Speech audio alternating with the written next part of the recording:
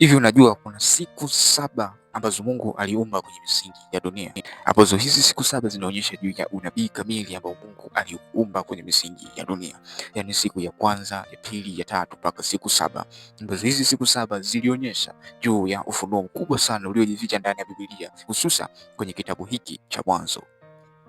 Kitabu cha Mwanzo ni kitabu kinachozungumzia juu ya uumbaji wa Mungu katika dunia, lakini pia kitabu hiki cha Mwanzo kinazungumza juu ya asili ya muda. Lakini kitabu hiki cha Mwanzo ni moja kati ya kitabu ambacho kinazungumzia juu ya Torati, na nne vinazungumza ni Torati kamili, lakini kitabu kimoja, yani kitabu cha Mambo ya Walawi, si kitabu kinachozungumzia juu ya Torati, bali ni kitabu kinachozungumzia juu ya Mungu mwenyewe, yani spelling inaitwa Yahweh. Hivi vitabu vinne vinavyozungumzia juu ya Torati ni Kutoka, Mwanzo, Kumbukumbu la Torati na Hesabu. Pia kitabu hiki cha Mwanzo kinaonyesha juu ya umri wa uumbaji, ya asili ya shetani katika misingi ya dunia, lakini kitabu hiki cha Mwanzo kinaeleza juu ya mambo mengi sana juu ya misingi ya dunia. Before hujaingia kusoma juu ya kitabu hiki cha Mwanzo kinachozungumzia juu ya mafumbo mengi yaliyotandwa kwenye misingi ya dunia, wacha nikupe main scripture ambazo zitakuguide uweze kusoma kwanza before kuingia katika kitabu cha Mwanzo sura ya kwanza mstari wa kwanza. Nyuma yake kuna introduction. Watu wengi na manabii wengi, mitume, manabii waliweza kuprophesy before kuwepo kwa kitabu hiki cha Mwanzo sura ya kwanza mstari wa kwanza, yani introduction ya scriptures ambazo ziliandikwa ndani ya Biblia.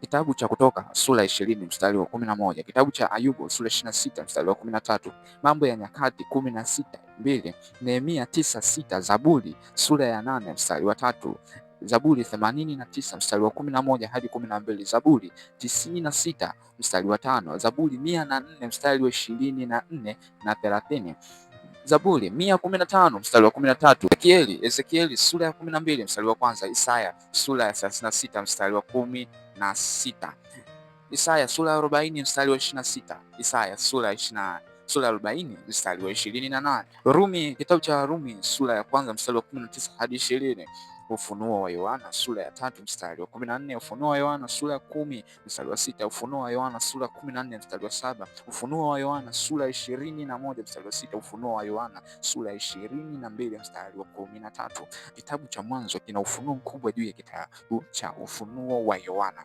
Okay, let's go concerning about the book of Genesis. Yani kitabu hiki cha Mwanzo kinazungumzia nini juu ya ujio wa Yesu Kristo, na kinazungumzia nini juu ya uumbaji wa shetani, uumbaji wa malaika, uumbaji wa mbingu na nchi, juu ya uumbaji wa muda, yani indication of time. Kwa nini Biblia inazungumza kiundani zaidi juu ya uumbaji? Leo nitaenda kukuangazia siku ya kwanza ya uumbaji. Hizo nilizokutajia maandiko hapo nyuma ndiyo inaonyesha before kuanza kuumbwa mbingu na nchi. Hayo maandiko ndiyo yanakuguide nini kilitokea out of creation of heaven and earth, katika kitabu cha Mwanzo sura ya kwanza mstari wa kwanza. Hiyo ni outcome. Okay. Hapo mwanzo Mungu aliziumba mbingu, aliziumba na nchi. Hapo mwanzo Mungu aliziumba mbingu na nchi. Mwanzo, indication of time, yani asili ya muda. Lakini pia mstari wa pili Biblia inasema nayo nchi ilikuwa ukiwa tena utupu, giza lilikuwa juu ya uso wa vilindi vya maji, Roho Mtakatifu ama Roho ya Mungu ikatulia juu ya uso wa maji.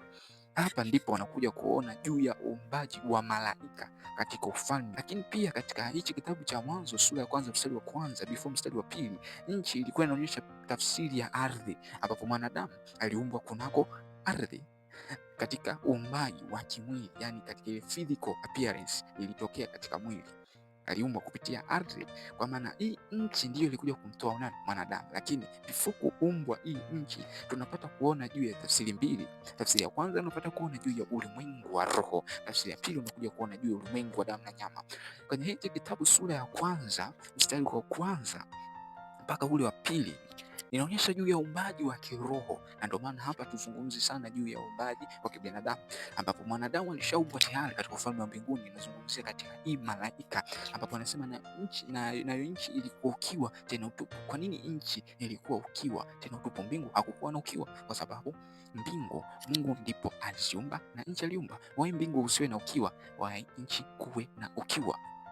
Nenda kasome kitabu cha Ezekiel sura ya kwanza mstari wa kwanza. Utakuja kuona juu ya Ezekiel anapata maono juu ya viumbe hai vinne, juu ya vichwa vyao kuna kiti cha enzi cha Mungu aliye hai. Hii ndio inafunua juu ya mstari huu wa pili ya kwamba Mungu alitulia juu ya malaika, ambapo kiti chake cha enzi kinazungukwa na malaika, makerubi, materafiel wanamtukuza Mungu wakiwa chini ya Mungu na Mungu yuko juu yao. Na ndio maana mstari huu wa pili inasema, nayo nchi ilikuwa ukiwa tena utupu juu ya uso wa vilindi vya maji.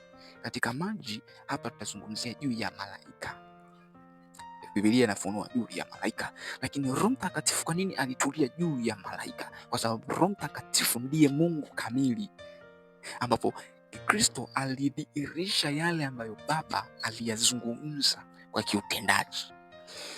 Pia inasema Roho Mtakatifu akatulia juu ya uso wa maji, juu ya uso wa maji, juu ya malaika. Katika mstari wa tatu, before kusoma, kuna kitu hapa kinashangaza kidogo.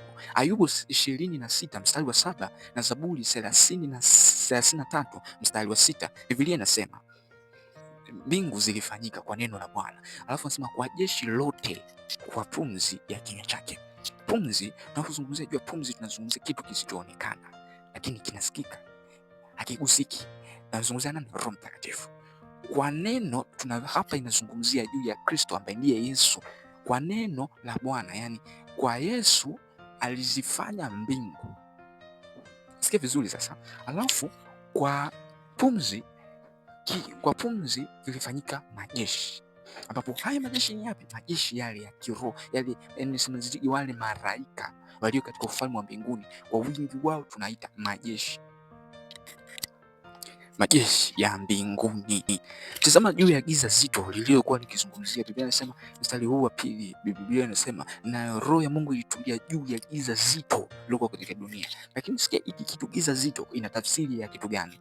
Giza zito kwanza ina tafsiri juu ya Shetani, na giza zito ina tafsiri juu ya malaika waasi waliokuwa wakifunika dunia. On how Biblia ina tafsiri na inafunua juu ya kitabu kile cha Ayubu 38 mstari wa 9. Biblia inasema wingu kuwa vazi lake na giza zito kuwa nguo ya kuifungia. Kwa nini Mungu aweke wingu, ambalo hili wingu inasema katika kitabu cha Mwanzo sura ya kwanza mstari wa kwanza inasema juu ya Mungu kuziumba mbingu na nchi. Ile mbingu ina maana ya anga, ina maana ya wingu. Lakini sasa kwa nini Mungu alivyoumba wingu alilifanya kuwa vazi lake, lakini alipokuja kwenye giza zito alifanya kuwa nguo ya kuifunika? Hapa ndipo unapata juu ya somo kamili juu ya kwa nini Lucifer aliasi katika ufalme wa mbinguni. Kuna siri gani kati ya Lucifer Mungu pamoja na Kristo Yesu? Kuna siri gani juu ya Lucifer kufanya vita na mwanadamu? Kuna siri gani kwa nini Lucifer anafanya vita na mwanadamu si na Mungu? Kuna siri gani kwa nini Mungu alimuumba mwanadamu before kumuumba Lucifer? Kuna siri gani kati ya Lucifer na Mungu kumtaka mwanadamu? Yaani kuna siri nyingi sana iliyojificha juu ya hichi kitabu cha Ayubu sura ya 38 mstari wa 9. Okay, nipate vizuri sasa katika mstari ule wa 3. Biblia inasema Mungu akasema na iwe nuru, ikawa nuru. Hapa tunapozungumzia nuru tunazungumzia Kristo, na kitabu hiki cha Mwanzo sura ya kwanza ama kitabu cha Mwanzo kinazungumza juu ya Kristo kamili ama Yesu ndani ya Biblia. Inazungumza juu ya Yesu, kila pahali unapokwenda ni Yesu Kristo. Mstari wa 4, Biblia inasema Mungu akaona nuru ya kuwa ni njema. Mungu akasema nuru na giza. Mungu akatenga nuru na giza. Kama unakumbuka mstari wa 38 mstari wa 9 Ayubu inasema giza lilikuwa kwa ajili ya kuifunga nini? Dunia. Nikamata vizuri hapa. Giza lilikuwa kwa ajili ya kufunga nini? Dunia. Hapa Biblia inazungumza juu ya Shetani na Mungu, kutenga ama kutengana kati ya Shetani na nani? Na Kristo ambaye ndiye Yesu. Giza ina tafsiri ya Shetani, nuru ina tafsiri ya Kristo Yesu. Lakini pia hapa unakuja kuona juu ya utawala. Mungu aliona utawala wa nuru ni bora kuliko utawala wa giza. Kwa nini Biblia inazungumza hivi? Na kwa nini Biblia ilijua kama Shetani aliumbwa kwa ajili ya kuweza kufunika dunia? Why? Mungu alimuumba. Kwa sababu Biblia inasema kila kitu kilifanyika Mungu alikiona ni vyema. na Mungu hakuwahi kujuta juu ya majira. Okay, Biblia inasema siku moja kwa mwanadamu ni zaidi ya miaka 1000 kwake, kwa maana the way unavyoona tofauti na Mungu anavyoona. Okay, basi nyingine, huwezi kuhesabu sukari ikiwa inamwagika, au huwezi kuhesabu maji, huwezi kuhesabu mchanga wa ardhini. Hivi ndivyo Mungu alivyotumia muda na siku na miaka mingi kuumba mbingu na nchi, kutengeneza nuru, kutengeneza giza. Sasa kwa maana kama alivyofanya hivyo vyote, inamaanisha alikuwa anajua future, alikuwa anajua future. Na ndio maana katika kipindi cha Agano la Kale Mungu alikuwa akishuka yeye kama yeye anashuka kupitia Baba, lakini katika Agano Jipya alikuwa akishuka kupitia Mwana, yani Neno, Roho alikuwa anashuka kupitia Neno, yani yeye Kristo Yesu. Lakini katika kipindi cha Pentekoste alikuwa akishuka kwa njia ya Roho Mtakatifu, yani wa sasa anashuka kwa njia ya Roho Mtakatifu, ambapo kipindi anaondoka kuelekea mbinguni, Roho Mtakatifu atakapoondoka kurudi katika sehemu alipotoka, ndipo mstari wa 5 Biblia inasema Mungu akaita nuru mchana na giza usiku. Hapa mchana ni nuru, giza ni usiku, kwa maana kuna kipindi kilichotengwa kwa ajili ya utawala wa Kristo, kuna kipindi kilichotengwa kwa ajili ya utawala wa Shetani. Hapa ndipo unakuja kuona Kristo alivunja protocol ambayo Mungu aliumba kwenye misingi ya dunia. Utawala wake yeye utakuwa mchana, utawala wa Shetani utakuwa usiku. Mungu alivunja protocol. Yesu Kristo hakuzaliwa siku ya mchana, alizaliwa usiku. Majusi waliona nyota ni usiku. Ulimwengu wa giza ulipata taarifa. Kwa nini Mungu anavunja protocol? Kwa nini? Na kuangalia Kristo alipokufa msalabani, hakushuka kipindi cha mchana, alishuka kipindi cha usiku. Katika kile kipindi Yesu Kristo alipokufa msalabani, kumbuka giza lilitanda takriban masaa 3.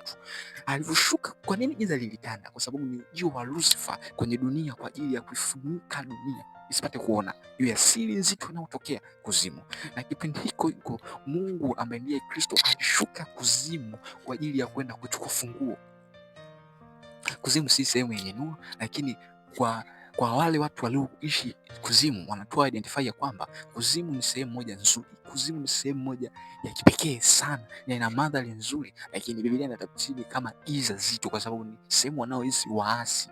Lakini kuna kiti, kuna mashetani, kuna mizimu, kuna vitu mbalimbali, lakini Biblia bado ina identify ya kwamba kuzimu ni sehemu ya giza na mbinguni ni sehemu ya nuru. Ndio Kristo kushuka kwenda kuchukua funguo. Kila kitu kilitii. Baada ya kumaliza, Kristo aliinuka kwenye utawala mchana. Sasa mtu anaona nje kuna vazi, ndani kuna giza. Ndani kuna giza. Mungu akasema hapana, lazima mimi Kristo nishuke niende nikalete nuru ndani ya ile vazi ambapo kuna giza. Hii ni katika introduction ya Mwanzo sura ya 1 mstari wa 1 na mpaka ule wa 5 ambao inaonyesha siku ya kwanza ya uumbaji. Nitakugusia juu ya introduction ya Mwanzo hiyo sura ya 1 mstari wa 6 ambao inaonyesha juu ya siku ya pili ya uumbaji ambapo Mungu aliumba kwenye dunia. That's why kitu kinachozungumzika hapa, maji mawili. Maji ya kwanza ni inazungumza juu ya malaika wa ufalme wa mbinguni.